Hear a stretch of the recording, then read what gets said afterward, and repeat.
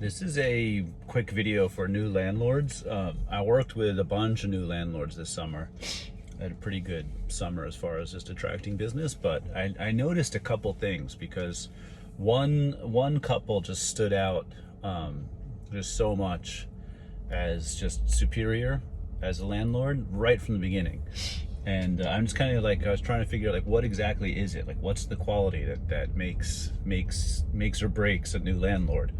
So the difference with the how much information do I want to reveal here?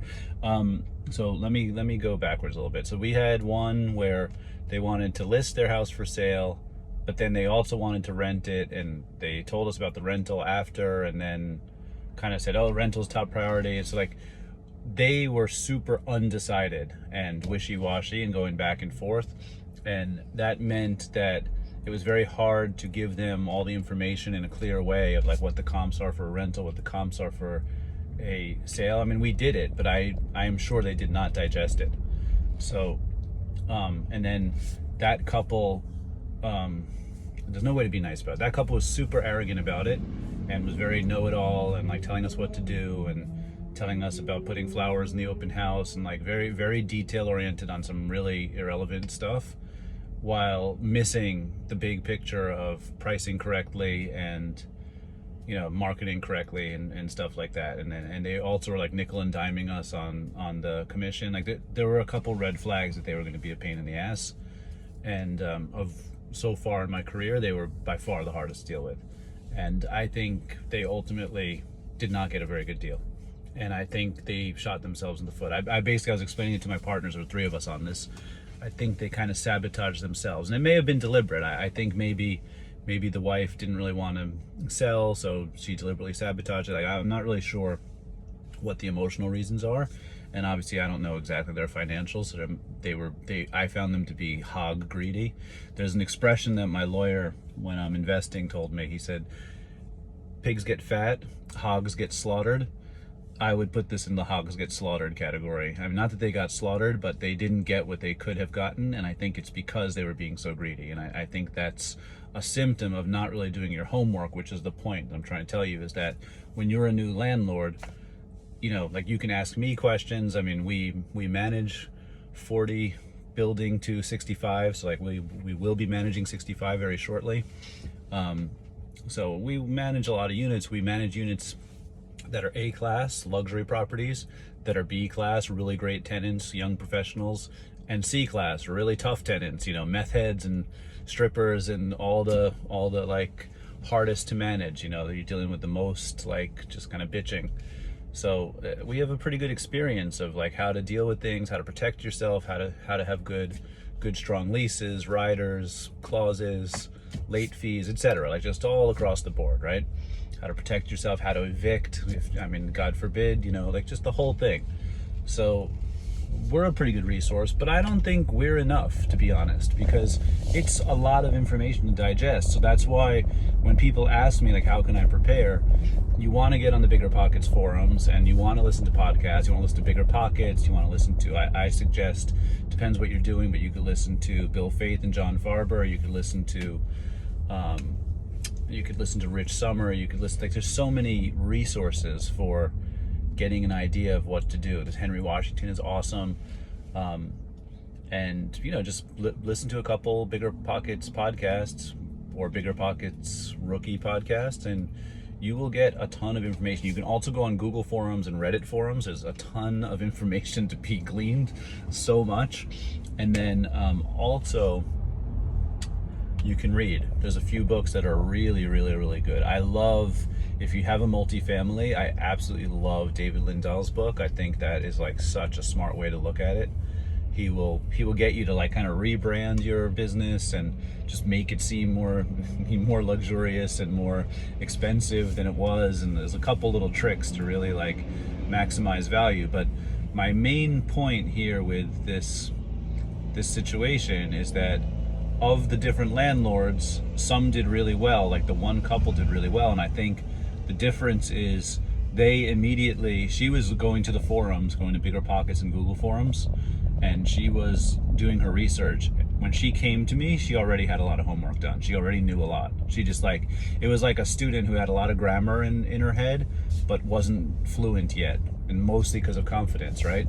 But like had the pieces, you know, knew the words, had the nouns, had the adjectives, had the verbs, just had to like stick it together and go, okay, this is how I become fluent. She asked me, her and her husband asked me to have breakfast one day. We took the kids out. It was actually super fun. I came to really like them, but we had breakfast and they just asked me, they just like peppered me with questions. And I was actually peppering them questions about their life and stuff, but they were getting answers to like how I handle certain awkward situations. And what ended up happening is by the time we got to renting, she had such a good plan. She had digested everything. She had her fluency, so to speak. And she said to me right out of the beginning, she said, you know, Ralph, can we list it a little bit lower than your comps? Because I'd like to get a lot of applications so I learn how to vet them, and also so I can choose somebody who's really good, especially since they're house hacking and they're living in one of the 4 units. So I was just blown away by that. I was like, of course, that makes my life so easy. And what ended up happening, I mean, you gotta love this about the market, is that you really can't affect the market. The market is the market. We listed a little bit lower, got tons of inquiries, got tons of good applications, and they ended up bidding against each other, offering higher than the ask price and getting higher than the ask price, which is just, it's just unbelievable. It's such a like, what do you call it, stress-free, option-packed way to make your money. And I was just blown away by this. I think all of that came from the fact that she had asked all those questions. We had the breakfast. She had read the book. She read Brandon Turner's book. She read David Greene's book, which I recommend both of them. I'll put those in the comments. And I'll put some links down for all of the stuff I'm talking about.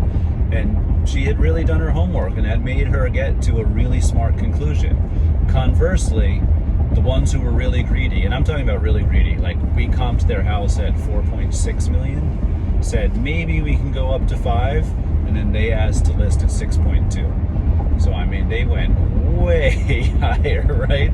You know, at absolute best 24% higher. Like that's a lot to swallow. So basically we got no inquiries, and then they decided to rent it, and they set the rental too high, same, about 25% too high, and ended up getting no inquiries. And then when we finally rented it, somebody had lowballed them and they took it. So I mean, I don't know what the point is of that. Like that just turned, I was so excited for that deal. You know, I thought a $5 million possible close, like really exciting. It was a beautiful house. It was a really interesting architecture, but it was a little old and a little outdated. And there were, you know, like everything, there were some problems. There were roaches. It's like, you know, it's unbelievable. Like you can be at the high level of luxury and still have roaches, still have problems. So I mean, it's definitely a tough business, but that's why they really didn't digest the homework. They were learning about the security rules like after we were already renting it. And you know, it's all stuff that, you know, one time I called to get on the phone with them just to like go through some of the stuff, and like they didn't pick up, and then they were disrespectful to me on multiple occasions, and like, you know, very know-it-all, very disrespectful. They kept blaming the marketing for that we weren't getting enough leads, but you know, there's only so much you can market. And also, when I know it's too high, I'm a little gun shy spending my money because I know the price is too high, you know? And people were telling me the price too high. It wasn't just me. Like I was giving it to agents there going, oh, that's way too high. And the neighbors told me it's too high. Everybody was saying it's too high. You know, at some point it's just too high. So, and that's why the market dictates, and they ended up getting the lowball offer and accepting it, because that's kind of, if you're too high, the market will bring you down. But then in the other case, with the landlords who did their homework and you deliberately set it too low, you'll create a bidding war that'll bring it back up. So like no matter what, it's gonna land at market value. Like market value is market value. So just basic advice to new landlords is really just do your homework. You know, you can go to Zillow and look at what things rented for and have an idea of what you can get. You know, you have to be careful with the square footage. If something is way bigger, the price has to be adjusted for the size. If you want any, like, you know, if you want me to explain anything in greater detail, I'm just going over the basics. more of the emotional stuff. If you want me to explain nuts and bolts stuff, just reach out and I'll do a one-on-one with you and explain it to you. You also have Rentometer is really good for estimating what you can get as a rental, and you can always ask any agent. Any agent can comp it for you, and that's it. And they'll give you the comps, that way you can see it, you can study it. I really think that's the best way. So, you know, with that information, with that data, you should be good. And then once it's listed, you should know about 24 hours to a week in from the number of inquiries you're getting. So you want to look at total eyeballs to the listing, and then you want to look at how many inquiries you're getting, how many texts, how many emails you're getting, and then how many appointments you're setting. So like for that one, we were getting a ton of eyeballs. Like I had 2 listings at the same time. Both were getting, say, 500 eyeballs a day, but one was getting about 200 inquiries and the other was getting 0 to 1 a day. Like it was getting 1 a week essentially, you know, and like that's not that good.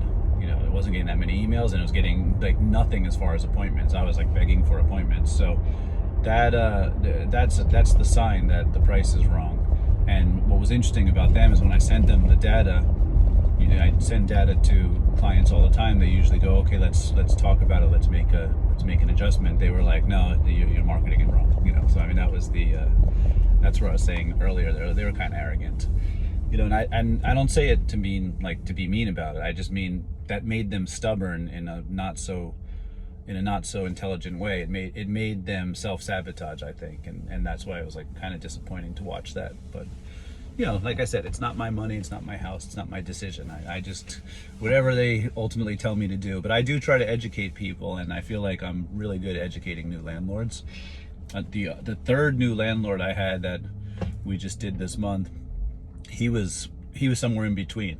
He asked me a ton of questions, which was really awesome, but was a little, I think he overpaid for the house.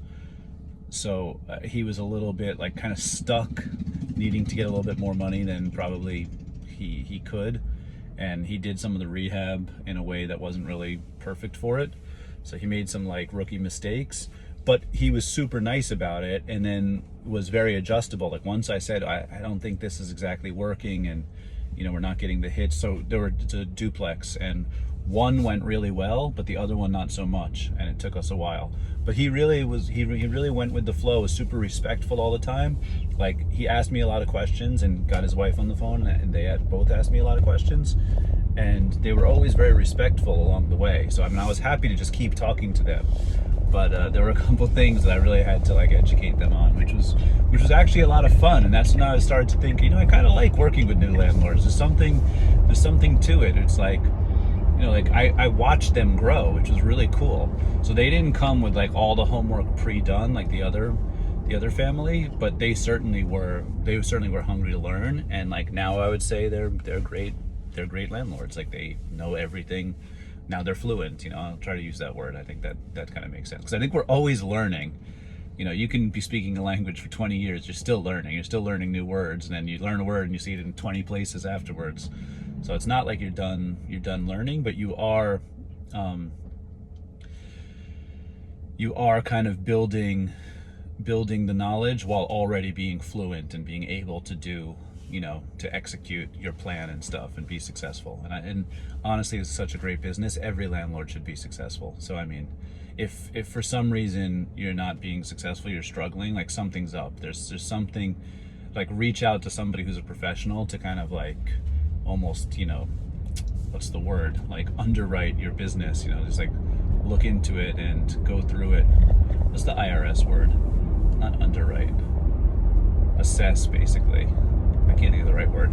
Anyway, to assess your business and say, okay, this is where you can get better. This is where to audit. That's the word I'm looking for. Have somebody audit your business, because there's probably something is off. Like, you know, price, target client, the way the rehabs are done, what needs to be upgraded. Like there are very simple ways to make a place to pull in a lot more money. A lot more money. So any like specific nuts and bolts questions, just reach out to me. But you know, in general, just do your homework. And like I said, I'll put in the comments the links to some of the resources that I think are really good. And as you guys know, I'm building a course to kind of explain this. You know, I'll have all the documents I use, from like notices to leases to riders and stuff like that, that you can, you know, bite from, and then also just have videos like this one, just kind of explaining things a little more nuts and bolts than this, but none of this is rocket science. I mean, that's why a few podcasts, a book or two, and you should be pretty fluent. So definitely, if you're on the fence about getting involved in the game, just get involved. The sooner you get involved, the better. You're always going to make a couple mistakes, but you'll recover, because it's just a great business. Even with today's crazy interest rates, which will change, it's still a great business. All right.